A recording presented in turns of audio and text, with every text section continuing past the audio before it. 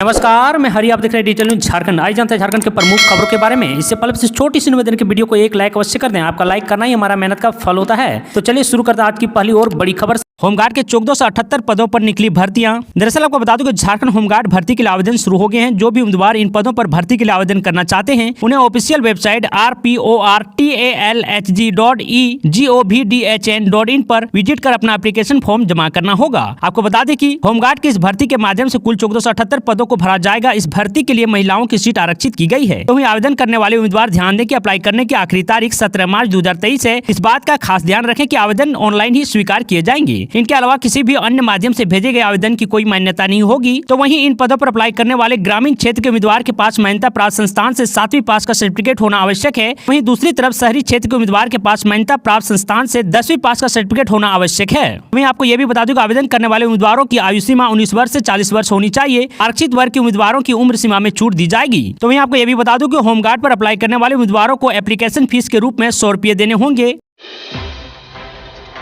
झारखंड सरकार के मंत्रालय समेत देश के 24 ठिकानों पर ईडी की छापेमारी। कल छत्तीसगढ़ में हुई थी रेड। झारखंड सरकार के मंत्रालय समेत देश के 24 ठिकानों पर ईडी की छापेमारी। तो वहीं कल छत्तीसगढ़ में हुई थी रेड। दरअसल आपको बता दूं कि झारखंड सरकार के ग्रामीण विकास मंत्रालय में इंजीनियर वीरेंद्र राम से जुड़े रांची समेत देश भर के 24 ठिकानों पर परिवर्तनशील निदेशालय छापेमारी कर रहा है। बता दें कि इससे पहले 20 फरवरी को छत्तीसगढ़ की राजधानी रायपुर में भी ईडी ने प्रदेश में 12 से ज्यादा कांग्रेस नेताओं के घर छापेमारी की थी। सुबह 5 बजे से ईडी की टीम रायपुर में कांग्रेस के कई दिग्गज नेताओं के घर और दफ्तर पहुंची थी। दस्तावेज को खंगालने के साथ साथ जांच अभी जारी है। तो वहीं आधिकारिक सूत्रों के मुताबिक राज्य की राजधानी रांची, जमशेदपुर और दिल्ली सहित लगभग 2 दर्जन संस्थानों पर संघीय जांच एजेंसी के जांचकर्ताओं द्वारा धन शोधन निवारण अधिनियम PMLA के प्रावधानों के तहत छापेमारी की जा रही है। खबरों में आगे बढ़ने से पहले आपसे छोटी सी निवेदन की अगर आप चैनल में नए हैं तो चैनल को सब्सक्राइब अवश्य कर लें ताकि झारखंड की हर खबर आप तक पहुँचा सके।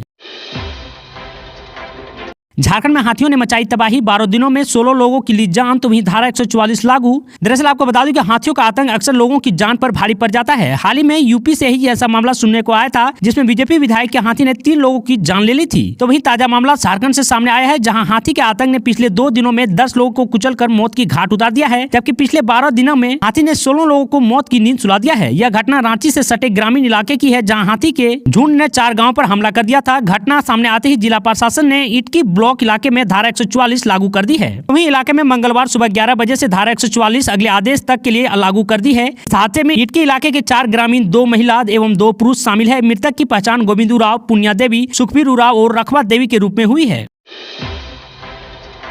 सीएम हेमंत सोरेन के साथ झारखंड के पूर्व सीएम शिबू सोरेन नियमित जांच के लिए चेन्नई रवाना हुए। आपको बता दूं कि झारखंड के पूर्व सीएम व झारखंड मुक्ति मोर्चा के केंद्रीय अध्यक्ष शिबू सोरेन मंगलवार को चेन्नई के लिए रवाना हो गए हैं। उनके साथ झारखंड के सीएम व उनके पुत्र हेमंत सोरेन भी साथ हैं। आपको बता दूं कि ये चार्टर्ड प्लेन से चेन्नई गए हैं। बताया जा रहा है कि रेगुलर चेकअप के लिए दिसंबर शिबू सोरेन को चेन्नई ले जाया गया है। आपको बता दें कि पिछले दिनों अस्वस्थ होने पर रांची के मेदांता अस्पताल में उसे भर्ती कराया गया था। दरअसल आपको बता दें कि वर्ष 2020 में झारखंड पूर्व मुख्यमंत्री व राज्यसभा सांसद शिबू सोरेन कोरोना से संक्रमित हो गए थे। अचानक तबियत बिगड़ने के बाद डॉक्टर की सलाह पर उन्हें रांची के मेदांता में भर्ती कराया गया था। वर्ष 2020 में कोरोना संक्रमित शिबू सोरेन को सांस लेने में तकलीफ हो रही थी। इसके बाद डॉक्टर के परामर्श पर उन्हें गुरुग्राम के मेदांता अस्पताल में भर्ती कराया गया था। इसके बाद वे स्वस्थ होकर रांची लौटे थे।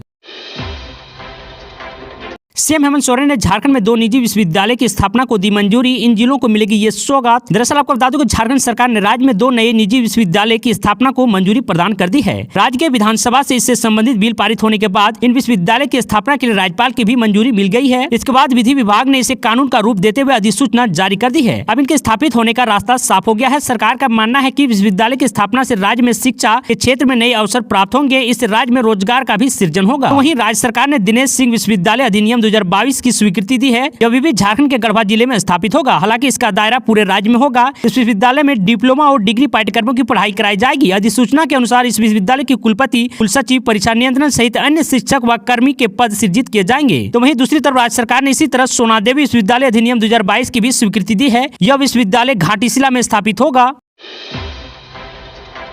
काली कमाई के पैसे से रामगढ़ उपचुनाव जीतना चाहती है हेमंत सोरेन सरकार। रांची रोड में गरजे भाजपा के दीपक प्रकाश। दरअसल आपको बता दूं कि काली कमाई के पैसे से झारखंड की हेमंत सोरेन सरकार रामगढ़ विधानसभा उपचुनाव जीतना चाहती है, लेकिन सरकार की लोक लुभानी बातों को जनता समझ चुकी है। अब उनकी दाल गलने वाली नहीं है। उक्त बातें भारतीय जनता पार्टी भाजपा के प्रदेश अध्यक्ष दीपक प्रकाश ने रांची रोड स्थित ओम पैलेस में भाजपाइयों द्वारा नगर परिषद कार्यकर्ताओं के लिए आयोजित बूथ स्तरीय कार्यकर्ता सम्मेलन बतौर मुख्य अतिथि कही। तो वहीं दीपक प्रकाश ने कहा कि जनता अन्याय के विरुद्ध मुखर होकर सामने आए हैं और एनडीए उम्मीदवार को जीत दिलाकर इतिहास रचेंगे। बतौर विशिष्ट अतिथि राज्यसभा सांसद सह प्रदेश के महामंत्री आदित्य साहू ने कहा कि हेमंत बाबू के नेतृत्व में पूरे सूबे में लूट मची है। क्षेत्र में गोलियों की गड़गड़ाहट भी खूब गूंज रही है। ऐसे जन विरोधी सरकार को उखाड़ फेंकने के साथ रामगढ़ में थमी विकास की रफ्तार को एक बार फिर से गति देने में सहयोग करें।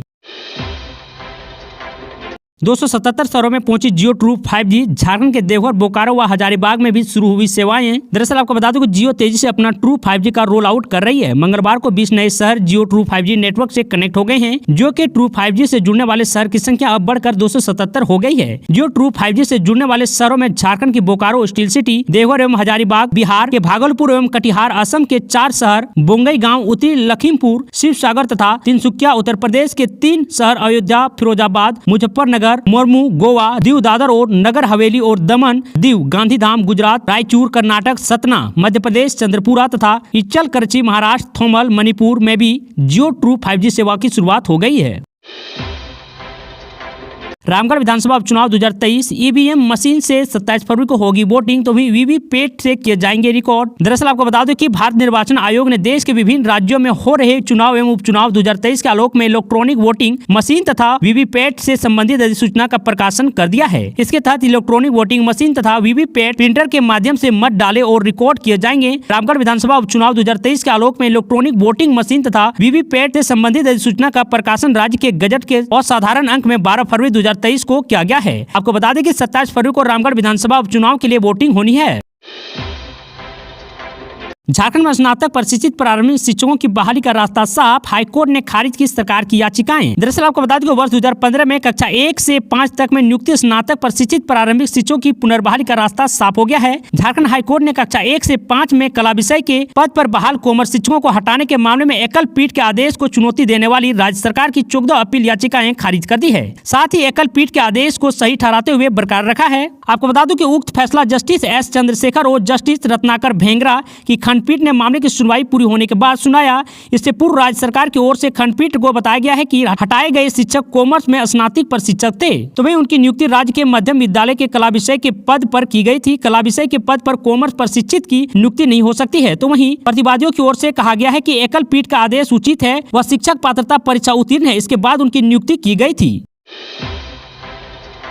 उपचुनाव में आशु को सबक सिखाने का समय आ गया है। अविनाश पांडे। दरअसल आपको बता दूं कि मंगलवार को रामगढ़ विधानसभा क्षेत्र और रामगढ़ छावनी परिषद के वार्ड नंबर 7 में कांग्रेस पार्टी के प्रत्याशी बजरंग महतो के पक्ष में अविनाश पांडे ने जनसभा किया। दरअसल आपको बता दें उन्होंने बजरंग महतो के पक्ष में मतदान करने की अपील की है। कांग्रेस के प्रदेश अध्यक्ष अविनाश पांडे ने जनसभा को संबोधित करते हुए कहा कि ममता देवी गरीब दबे कुचले की आवाज बनकर सामने आई थी, लेकिन गोला गोली कांड में आशु पार्टी के लोगों ने गवाहों को डरा धमका कर एनकेन प्रकरण झूठी गवाह न्यायालय में दिया है। संघर्षशीला महिला नेत्री ममता देवी को 5 साल की सजा करवाया गया है। मात्र 3 सालों में ही रामगढ़ विधानसभा को पुनः चुनाव में धकेलने का काम आशु पार्टी ने किया है। ऐसे मौका पर आशु पार्टी को सबक सिखाने का समय आ गया है, इसलिए कांग्रेस पार्टी के प्रत्याशी बजरंग महतो के पक्ष में मतदान कर आशु को सबक सिखाएं।